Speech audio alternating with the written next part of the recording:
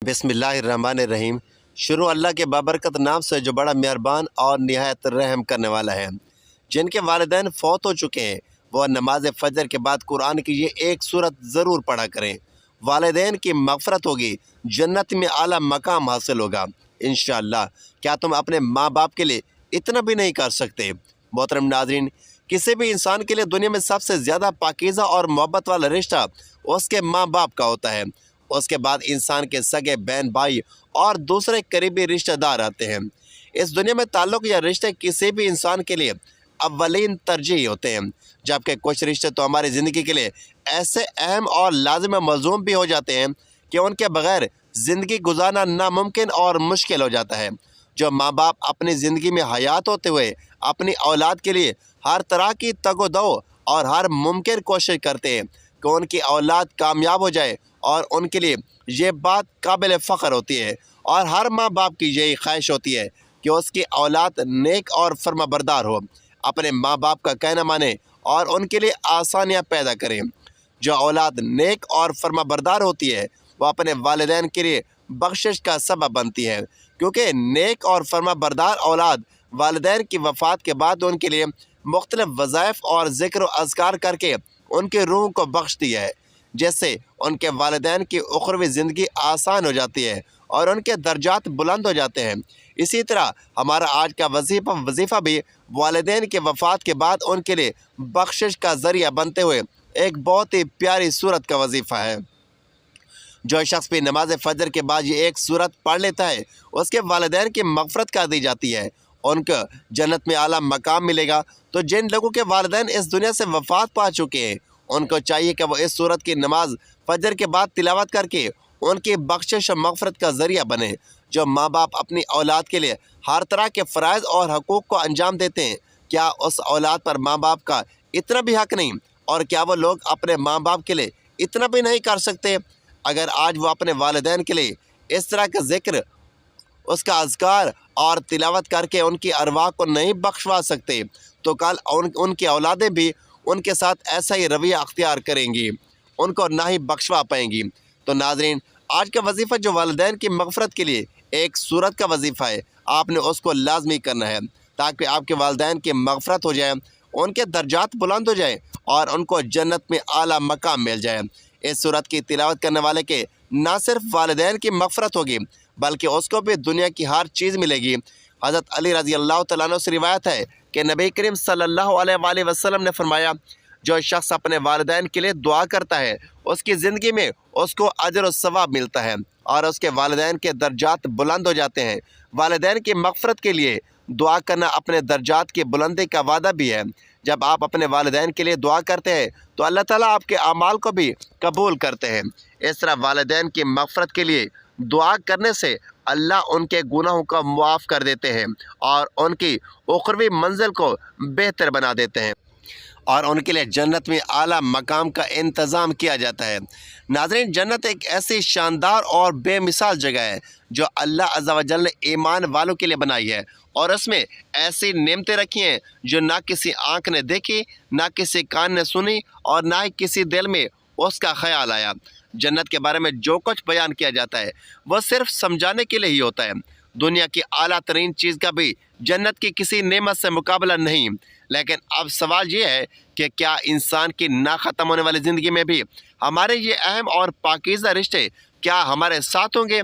यानी जन्नत में ये सवाल अक्सर हमारे ज़हनों में आता है कि इस दुनिया में हमारा सबसे अजीम रिश्ता हमारे माँ बाप का है, यानी हमारी माँ क्या जन्नत में भी हमारे साथ होगी? ये आदेश की रोशनी में इस सवाल का जवाब तलाश करते हैं। आदेश में है कि जब कोई रूह इल्लीयीन में पहुँचती है तो वहाँ पर मौजूद रूहें उससे मिलने के लिए आती हैं और दुनिया में अपने रिश्तेदारों के बारे में मालूम करती हैं। इस तरह जब कोई इंसान मरने के बाद इल्लीयीन में पहुंचता है तो उसके रिश्तेदार उससे ऐसे मिलते हैं जैसे किसी दूर दराज से आने वाले मुसाफिर से मुलाकात की जाती है और दोनों आपस में मिलकर बहुत खुश होते हैं। अरशाद बारी ताला है, ऐ मेरे बंदो, आज तुम पर ना कोई खौफ तारी होगा और ना तुम गमगीन होगे।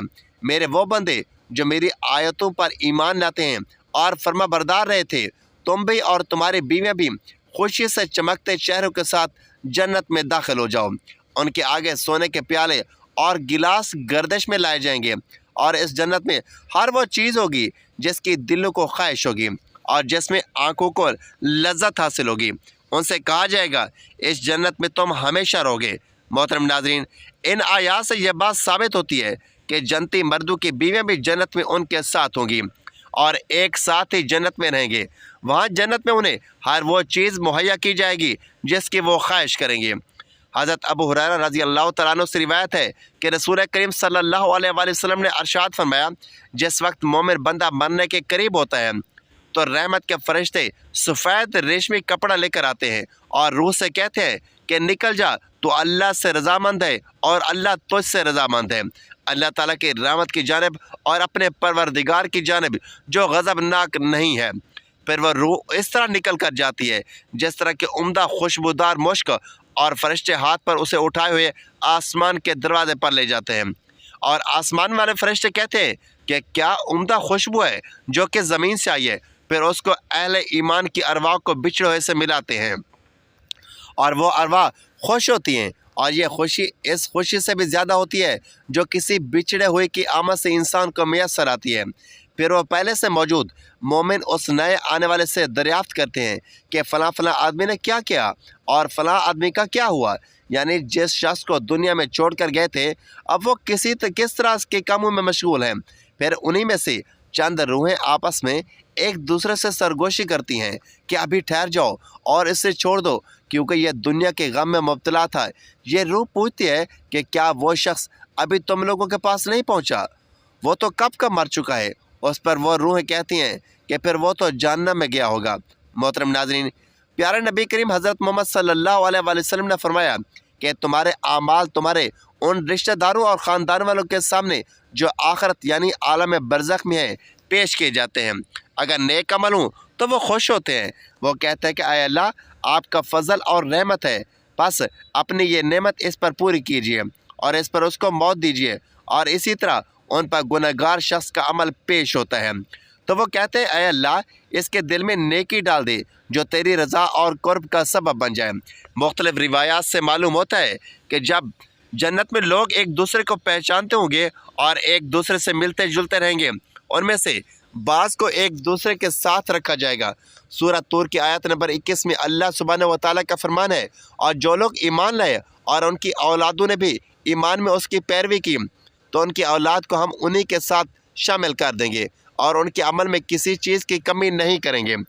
حضرت ابن عباس رضی اللہ تعالیٰ عنہ سے مروی ہے کہ بے شک اللہ مومنوں کی آنکھوں کو ٹھنڈا کرنے کے لیے اس کے اولاد کو ان کے اصل مقام بلند کر کے اس کے پاس اس کے درجے میں پہنچا دیں گے، اگرچہ یہ اولاد اپنے اعمال کے اعتبار سے اس درجے تک نہ پہنچتی ہو۔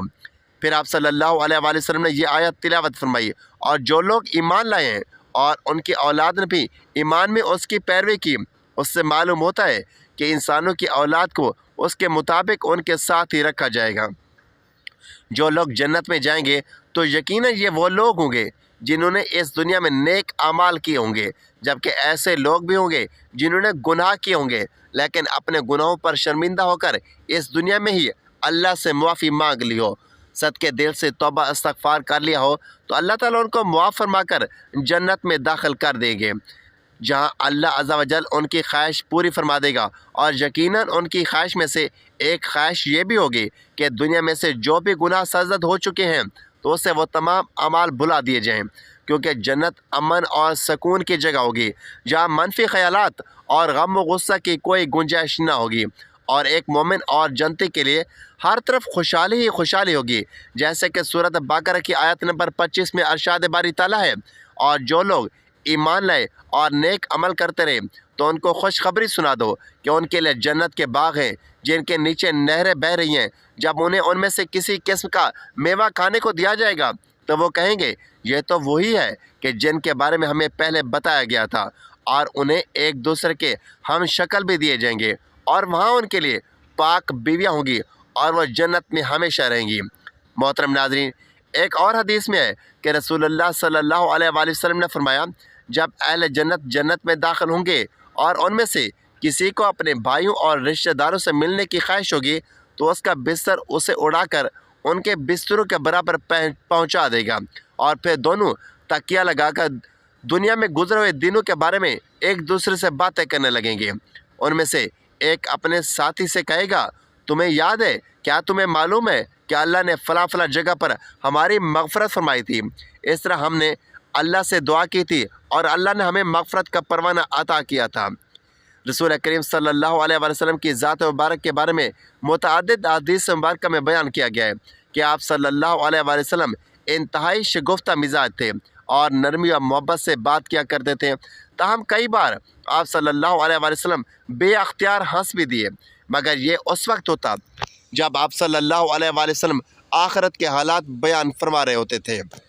امام اسقلانی رحمۃ اللہ علیہ فرماتے ہیں، یہ کہا گیا ہے کہ آپ صلی اللہ علیہ وآلہ وسلم صرف آخرت کے امور میں ہنسا کرتے تھے۔ اگر کوئی معاملہ دنیا سے متعلق ہوتا تو اس پر صرف آپ صلی اللہ علیہ وآلہ وسلم صرف تبسم فرمایا کرتے تھے۔ نبی کریم صلی اللہ علیہ وآلہ وسلم نے ایک بار صحابہ کرام رضوان اللہ علیہ اجمعین کو یہ آگاہ کیا کہ روز محشر جب کسی کو جہنم سے نکال کر جنت میں بھیجا جائے گا تو اس کی حالت کیا ہوگی؟ اس پر آپ صلی اللہ علیہ وآلہ وسلم نے ہنس کر واقعہ احوال بیان کیا۔ حدیث مبارکہ یوں بیان کی گئی ہے کہ حضرت عبداللہ بن مسعود رضی اللہ تعالیٰ عنہ سے روایت ہے کہ حضور نبی کریم صلی اللہ علیہ وآلہ وسلم نے فرمایا، مجھے اچھی طرح معلوم ہے کہ سب سے آخر میں جہنم سے کون نکالا جائے گا، یا سب سے آخر میں کون جنت کے اندر داخل ہوگا۔ یہ آدمی اپنے جسم کو گھسیٹتا ہوا جہنم سے باہر نکلے گا، چنانچہ اللہ تعالیٰ اس سے فرمائے گا، جا جنت میں داخل ہو جا۔ وہ جنت میں داخل ہوگا تو اسے گمان گزرے گا کہ شاید یہ بھری ہوئی ہے، چنانچہ وہ واپس لوٹ کر آج گزار ہوگا، اے رب کریم وہ تو بھری ہوئی ہے۔ بس اللہ تعالیٰ اس سے فرمائے گا، جا جنت میں چلا جا، لہٰذا وہ جنت میں داخل ہوگا۔ جنت میں جا کر اسے پھر گمان گزرے گا کہ شاید یہ بھری ہوئی ہے، بس وہ واپس لوٹ کر پھر عرض کرے گا، یا اللہ یہ تو بھری ہوئی پائی ہے۔ اللہ تعالیٰ فرمائے گا، جا اور جنت میں داخل ہو جا، کیونکہ تیرے لیے جنت میں دنیا کے برابر بلکہ اس سے 10 گنا زیادہ حصہ ہے، یا فرمائے گا تیرے لیے دنیا کے برابر حصہ ہے۔ وہ عرض کرے گا، اے اللہ کیا مجھ سے مذاق کرتا ہے یا مجھ پر ہنستا ہے، حالانکہ تو حقیقی مالک ہے۔ حضرت عبداللہ بن مسعود رضی اللہ تعالیٰ عنہ بیان کرتے ہیں کہ میں نے دیکھا کہ اس پر حضور نبی کریم صلی اللہ علیہ وآلہ وسلم ہنس پڑے، یہاں تک کہ آپ صلی اللہ علیہ وآلہ وسلم کے دندان مبارک نظر آنے لگے۔ آپ صلی اللہ علیہ وآلہ وسلم فرماتے تھے، یہ اہل جنت کے سب سے کم درجے والے شخص کا حال ہے۔ حضرت ابو سعید خدری رضی اللہ تعالیٰ عنہ سے روایت ہے کہ رسول اللہ صلی اللہ علیہ وآلہ وسلم نے فرمایا، جو آدمی سب سے آخر میں جنت میں داخل ہوگا وہ گرتا اور گھسیٹتا ہوا دوزخ سے اس حال میں نکلے گا کہ دوزخ کی آگ اسے جلا رہی ہوگی۔ پھر جب وہ دوزخ سے نکل کر جائے گا تو پھر دوزخ کی طرح پلٹ کر دیکھے گا اور دوزخ سے مخاطب ہو کر کہے گا کہ بڑی بابرکت ہے وہ ذات جس نے مجھے تجھ سے نجات دی، اور اللہ تعالیٰ نے مجھے وہ نعمت عطا فرمائی کہ اولین و آخرین میں سے کسی کو بھی وہ نعمت عطا نہیں فرمائی۔ پھر اس کے لیے ایک درخت بلند کیا جائے گا۔ وہ آدمی کہے گا، اے میرے پروردگار مجھے اس درخت کے قریب کر دیجئے تاکہ میں اس کے سائے کو حاصل کر سکوں اور اس کے پھلوں سے پانی پیوں۔ اللہ تعالیٰ فرمائے گا، اے ابن آدم اگر میں تجھے یہ دے دوں تو پھر اس کے علاوہ اور کچھ نہیں مانگے گا؟ وہ کہے گا، نہیں میرے پروردگار۔ اللہ تعالیٰ اس سے اس کے علاوہ اور نہ مانگنے کا معاہدہ فرمائیں گے۔ اللہ تعالیٰ اس کا عذر قبول فرمائیں گے، کیونکہ وہ جنت کی ایسی ایسی نعمتیں دیکھ چکا ہوگا کہ جس پر اسے صبر نہ ہوگا۔ اللہ تعالیٰ اسے اس درخت کے قریب کر دیں گے، وہ اس کے سائے میں آرام کرے گا اور اس کے پھلوں کے پانی سے پیاس بجھائے گا۔ پھر اس کے لیے ایک اور درخت ظاہر کیا جائے گا جو پہلے درخت سے کہیں زیادہ خوبصورت ہوگا۔ وہ آدمی عرض کرے گا، اے میرے پروردگار مجھے اس درخت کے قریب فرما دیجئے تاکہ میں اس کا سایہ حاصل کر سکوں اور اس کا پانی پیوں، اس کے بعد میں اور کوئی سوال نہیں کروں گا۔ اللہ تعالیٰ فرمائے گا، اے ابن آدم کیا تو نے مجھ سے وعدہ نہیں کیا تھا کہ تو مجھ سے اور کوئی سوال نہیں کرے گا، اور اب اگر تجھے اس درخت کے قریب پہنچا دیا تو پھر تو اور سوال کرے گا؟ اللہ تعالیٰ پھر اس سے اس بات کا وعدہ لیں گے اور وہ کوئی سوال نہیں کرے گا۔ تاہم اللہ تعالیٰ کے علم میں خوب ہوگا، کیونکہ وہ ایسی ایسی نعمتیں دیکھے گا جس پر وہ صبر نہ کر سکے گا۔ پھر اللہ تعالیٰ اس کو درخت کے قریب کر دیں گے اور وہ اس کے سائے میں آرام کرے گا اور اس کا پانی پیے گا۔ پھر اسے جنت کے دروازے پر ایک درخت دکھایا جائے گا جو پہلے درختوں سے زیادہ خوبصورت ہوگا۔ وہ آدمی کہے گا اے میرے رب مجھے اس درخت کے قریب فرما دیجئے تاکہ میں اس کے سائے میں آرام کروں اور پھر اس کا پانی پیوں اور اس کے علاوہ کوئی اور سوال نہیں کروں گا۔ پھر اللہ تعالیٰ اس آدمی سے فرمائیں گے اے ابن آدم کیا تو نے مجھ سے یہ وعدہ نہیں کیا تھا کہ تو اس کے بعد اور کوئی سوال نہیں کرے گا؟ وہ عرض کرے گا ہاں اے میرے پروردگار اب میں اس کے بعد کوئی اور سوال نہیں کروں گا۔ اللہ تبارک و تعالیٰ اس سے معذور سمجھیں گے کیونکہ وہ جنت کی ایسی ایسی نعمتیں دیکھے گا جس پر وہ صبر نہیں کر سکے گا۔ پھر اللہ تعالیٰ اسے اس درخت کے قریب کر دیں گے۔ وہ جب اس درخت کے قریب پہنچے گا تو جنت والوں کی آوازیں سنے گا تو وہ پھر عرض کرے گا اے میرے رب مجھے اس میں داخل کر دے۔ تو اللہ پاک فرمائیں گے اے ابن آدم تیرے سوال کو کون سی چیز روک سکتی ہے؟ کیا تو اس پر راضی ہے کہ تجھے دنیا اور دنیا کے برابر دے دیا جائے؟ وہ کہے گا رب العالمین تو مجھ سے مذاق کرتا ہے۔ یہ حدیث بیان کر کے حضرت عبداللہ رضی اللہ تعالیٰ عنہ ہنس پڑے اور لوگوں سے فرمایا تم مجھ سے کیوں نہیں پوچھتے کہ میں کیوں ہنسا ہوں؟ لوگوں نے کہا آپ کس وجہ سے ہنسے ہیں؟ فرمایا رسول اللہ صلی اللہ علیہ وآلہ وسلم اس طرح ہنستے تھے۔ فرمایا اللہ رب العالمین کے ہنسنے کی وجہ سے جب وہ آدمی کہے گا کہ آپ رب العالمین ہونے کے باوجود مجھ سے مذاق فرما رہے ہیں تو اللہ پاک فرمائیں گے کہ میں تو اس سے مذاق نہیں کرتا مگر میں جو چاہوں کرنے پر قادر ہوں۔ صحیح مسلم حدیث نمبر 463۔ اللہ عز و جل سے دعا ہے کہ اللہ ہمیں بھی اس دنیا کی آزمائش میں کامیاب و کامران فرما کر جنت میں داخل فرمائے اور ہمارا خاتمہ بالخیر فرمائے۔ ناظرین اکرام والدین کے لیے مغفرت کی دعا ماں باپ سے بے پرواہی برتنا خدا کی ناشکری ہے۔ حدیث نبی حضور صلی اللہ علیہ وآلہ وسلم نے فرمایا مرنے کے بعد مردے کو 3 چیزیں فائدہ پہنچاتی ہیں۔ نمبر 1 صدقہ جاریہ، نمبر 2 پھیلا ہوا علم، نمبر 3 صالح اولاد کی دعائیں۔ حضرت جابر رضی اللہ تعالیٰ عنہ اللہ کے محبوب دنا بندے تھے۔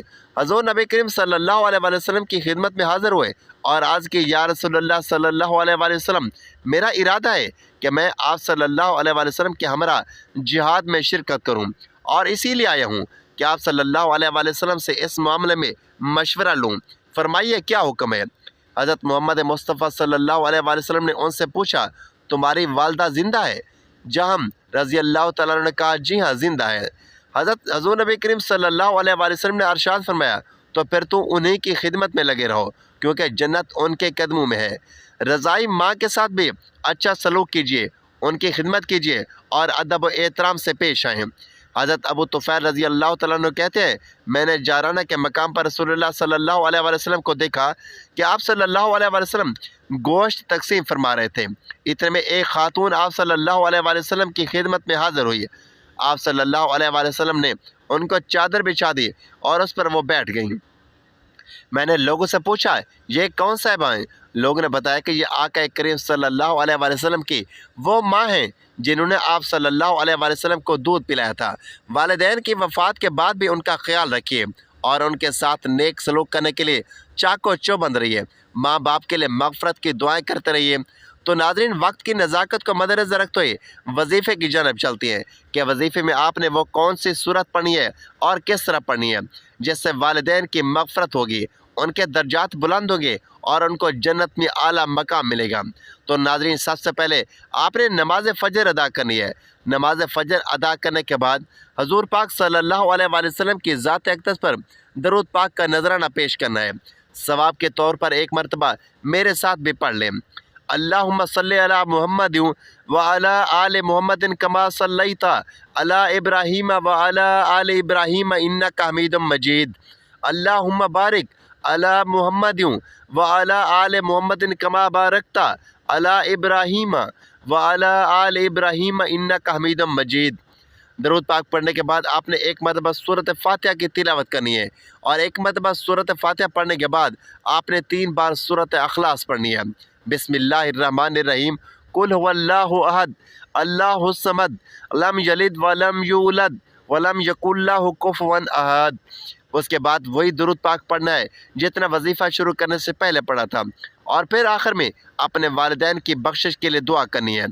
حضرت عبداللہ بن عباس رضی اللہ تعالیٰ عنہ سے روایت ہے کہ نبی کریم صلی اللہ علیہ وآلہ وسلم نے فرمایا، جو شخص اپنے والدین کے لیے دعا کرتا ہے اللہ تعالیٰ ان کی مغفرت فرما دیتا ہے اور ان کے لیے درجات بلند کرتا ہے۔